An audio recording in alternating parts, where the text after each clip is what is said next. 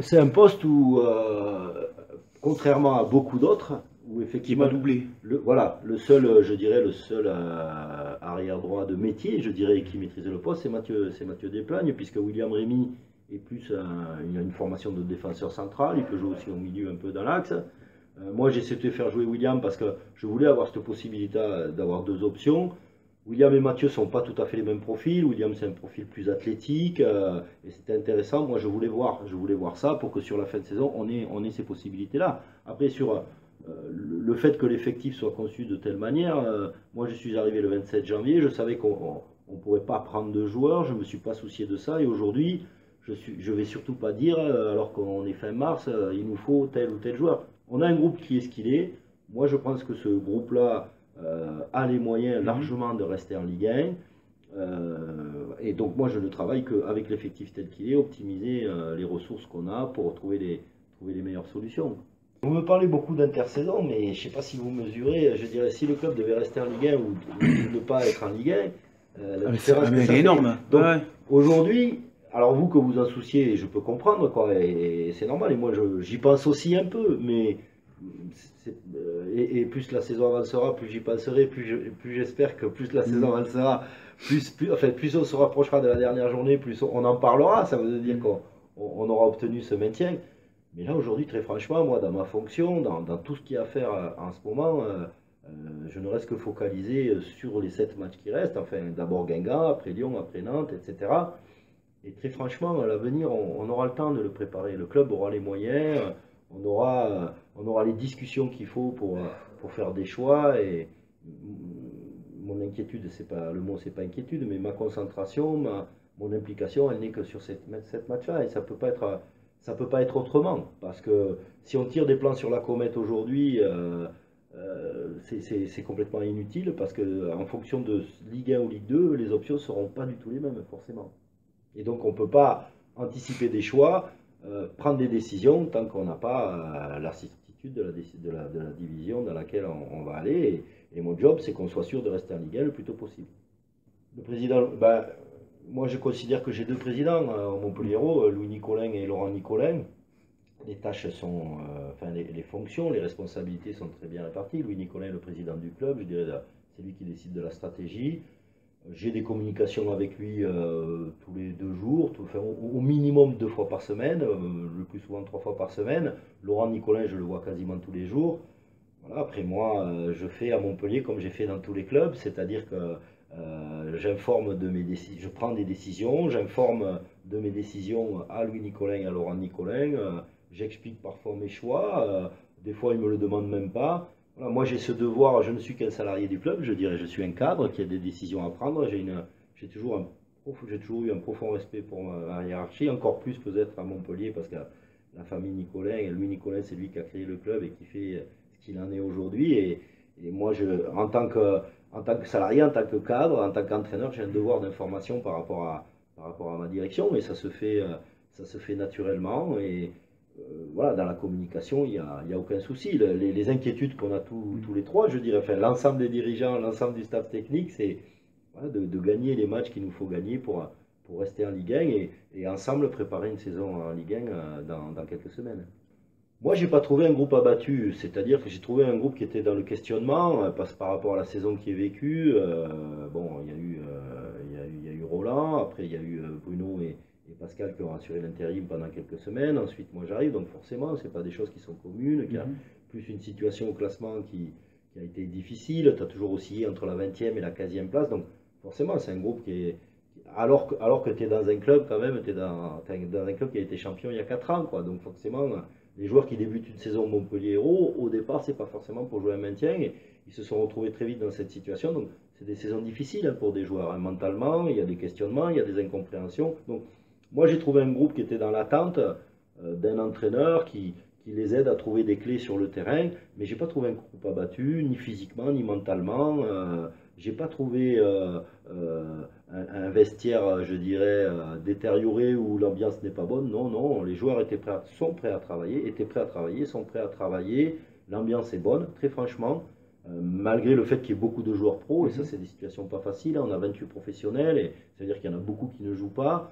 Et donc, des fois, ça peut créer dans certains vestiaires des incompréhensions, mais non, moi je dirais ce serait de fausses excuses que de dire ouais la situation fait que les joueurs ne sont pas prêts, les joueurs ne s'entendent pas. Non, c'est faux. Ce qu'il faut arriver à faire, et ça c'est pas facile, c'est arriver à trouver, parce qu'il y a des joueurs qui sont très proches les uns des autres, avec des qualités différentes, c'est pour moi, chaque match, parce que ça ne fait que 2 mois que je suis là, on a fait 9 matchs ensemble, et à chaque match, je dirais, il y a des découvertes, quoi, hein, en ce qui me concerne, et c'est sur les 7 derniers matchs, c'est pour ça que la trêve internationale arrive au bon moment, arriver, en ce qui me concerne, dans la semaine, à bien préparer l'équipe et faire les bons choix le samedi pour que ce soit les joueurs les plus performants qui jouent et qu'on ait les meilleurs résultats possibles, quoi. Et quand je dis après Saint-Etienne, il y a des choses que j'ai comprises, moi je ne suis pas devin, peut-être il y a des matchs qu'on perdra à nouveau 3-0, je ne le maîtrise pas, ça dépendra aussi de la qualité des adversaires, mais je veux dire par là que sur la lecture du groupe que je fais, de ses capacités, dans quelle situation on arrive à gagner, dans quelle situation on se met en difficulté, oui, il y a quand même une grande majorité des choses que j'ai, si ce n'est comprises, au moins que j'ai intégrées et sur lesquelles je veux travailler pour corriger ça et qu'on soit le plus performant possible. Oui, mais moi je vais plus loin. Sur les 9 derniers matchs, on n'a jamais pris un but en première mi-temps. Tous les buts qu'on a pris, on les a pris en deuxième mi-temps. Donc ça veut dire qu'on est prêt à aborder les matchs, puisqu'on fait on fait des bonnes premières mi-temps. En tout cas, on ne prend pas de but, on en marque très souvent. Et sur la deuxième mi-temps, c'est plus difficile. Alors, je pense qu'il y a des aspects athlétiques, il y a des aspects psychologiques aussi. Et oui, et ça, c'est quelque chose dont je tiens compte. C'est des choses sur lesquelles on a travaillé cette semaine, surtout d'un point de vue athlétique, parce que pour moi, les raisons sont de 3 ordres. C'est-à-dire, si tu baisses, c'est soit athlétiquement, soit mentalement, soit aussi par rapport au choix du coach sur les changements. Vous parlez de Marseille, peut-être que contre Marseille, c'est vrai que les problèmes avec Rami et Mathieu sont intervenus à peu près à la 70e minute. Peut-être avant, je dois faire d'autres changements pour insuffler quelque chose au niveau offensif. Il y a ça aussi, parce que quand une équipe perd, tout le monde perd, je dirais. Et un entraîneur, il doit aussi aider son équipe à gagner dans ses choix de départ, du 11 de départ, mais aussi dans son coaching tout au long du match. Par exemple, à Saint-Etienne, il y a Jérôme Roussillon qui sort parce qu'il a une douleur à la cuisse. Bon, après, ça a une influence sur le résultat final, quoi. Donc, il y a les choses qu'on maîtrise. Et moi, je vais m'appliquer à travailler là-dessus, parce que ce que je ne maîtrise pas, la blessure d'un joueur, un exploit individuel adverse, ça je ne peux pas le corriger. Mais 9 matchs, aucun but en première mi-temps. Sur les matchs où on a pris des buts qu'en deuxième mi-temps, oui, c'est un enseignement fort. C'est pour ça qu'on a mis un travail athlétique. C'est pour ça aussi qu'on est allé marcher au Pic Saint-Loup pour être ensemble et créer une cohésion qui doit durer sur l'ensemble du match. Mais encore une fois, il y a des choses qu'on peut corriger.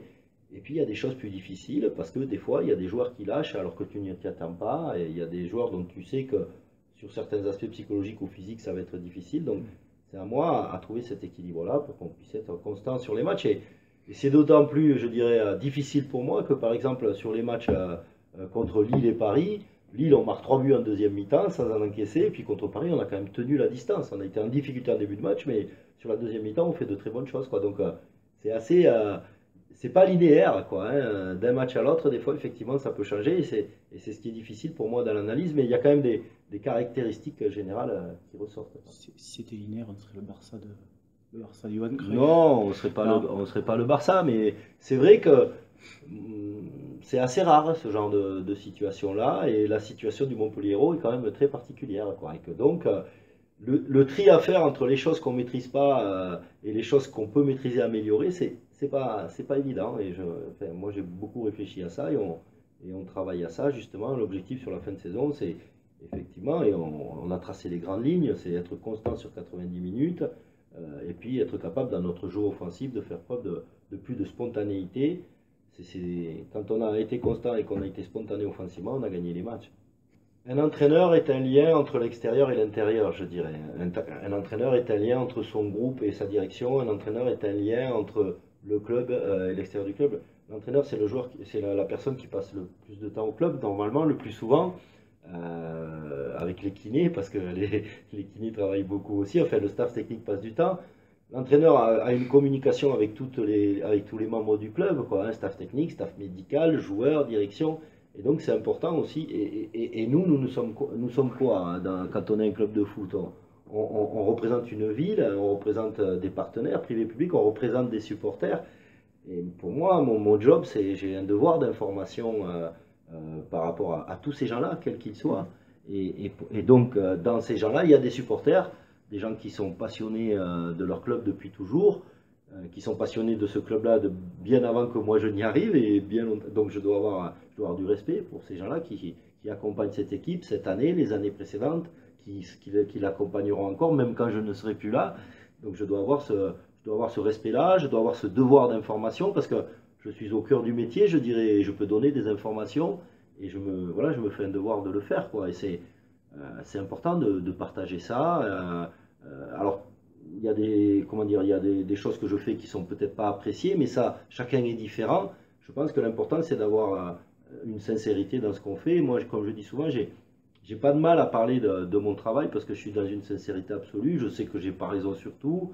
Je suis un entraîneur qui gagnera des matchs, qui en perdra, mais surtout partager ses émotions, partager son ressenti pour que, et c'est ce que j'ai dit à mon arrivée, pour que tous ensemble on arrive à avancer. Et je suis convaincu que s'il y a une bonne communication dans le club, ça c'est le plus important, mais aussi une communication vers l'extérieur, eh bien, il y a des choses qui sont comprises, il y a une solidarité qui se crée et un club qui avance ensemble. Donc on a vu les représentants des supporters. Moi je souhaite, j'en parlerai avec les présidents Nicolin, je souhaite qu'on puisse se rencontrer assez vite encore, sur une réunion peut-être encore plus ouverte où il y a plus de monde, pour partager ma vision de la fin de saison, qu'est-ce que j'envisage de faire, le partager avec les supporters et écouter aussi les inquiétudes qu'il peut y avoir ou les demandes qu'il peut y avoir et répondre à ces interrogations-là, quoi. Et ça me semble fondamental.